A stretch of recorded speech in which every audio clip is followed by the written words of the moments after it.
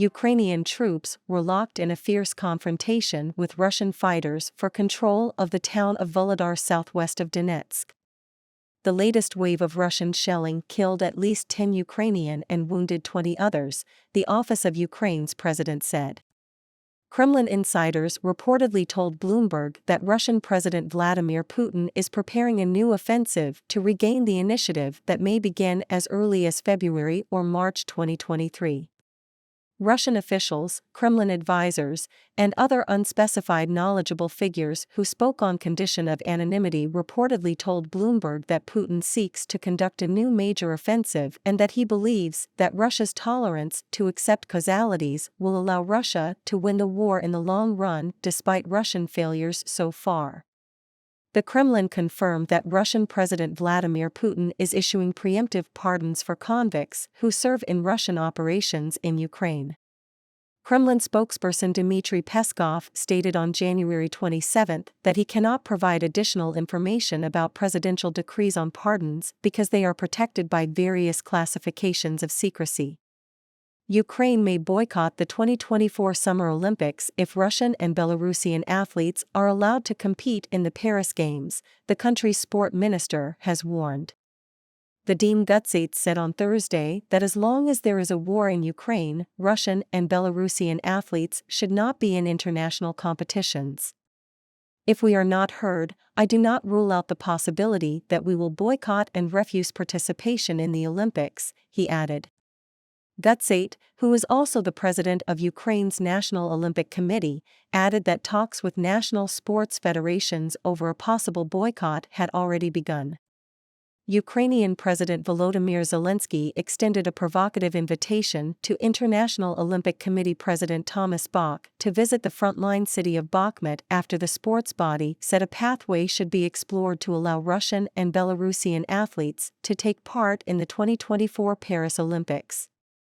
Kim Yo-jong, the influential sister of North Korean leader Kim Jong-un, condemned the decision by the United States to supply Ukraine with advanced battle tanks to help fight Russian forces, accusing Washington of crossing a red line and escalating a proxy war designed to destroy Moscow. Russia's Foreign Minister Sergei Lavrov met Eritrea's President Isaias Afwerki in Asmara as part of his Africa tour aimed at boosting international support for Moscow's war effort in Ukraine.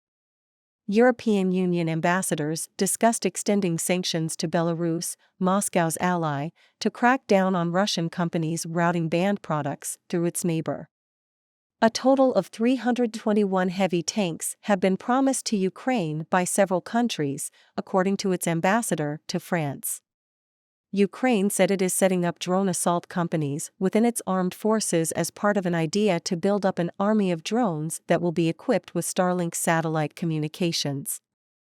Poland will send an additional 60 tanks to Ukraine on top of the 14 German-made Leopard 2 tanks it has already pledged, the Polish Prime Minister said in an interview with Canadian television on Thursday.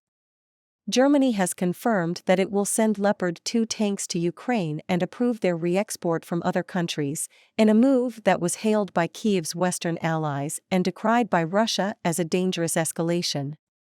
14 of the German-made tanks will be sent initially as part of Berlin's historic move, which was announced on Wednesday.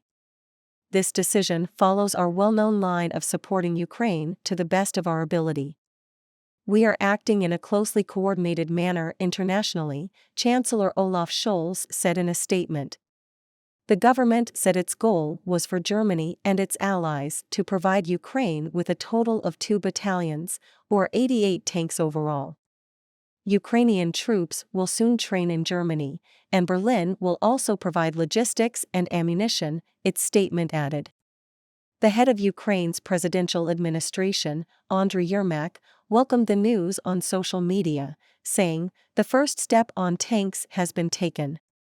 We need a lot of Leopards." But the Russian embassy in Germany said Berlin's decision meant it was abandoning its historical responsibility to Russia arising from Nazi crimes in World War II. The embassy said in a statement the decision would escalate the conflict to a new level. This extremely dangerous decision takes the conflict to a new level of confrontation and contradicts the statements of German politicians about the unwillingness of the Federal Republic of Germany to be drawn into it, Ambassador Sergei Nechayev said. A big step towards stopping Russia. Significantly, Germany's decision paves the way for other countries such as Poland and Finland to use their own reserves of Leopard tanks to support Ukraine. Several European nations have indicated their willingness to part with their units as part of a larger coalition. British Prime Minister Rishi Sunak praised Scholz's move as the right decision. Together, we are accelerating our efforts to ensure Ukraine wins this war and secures a lasting peace, he said.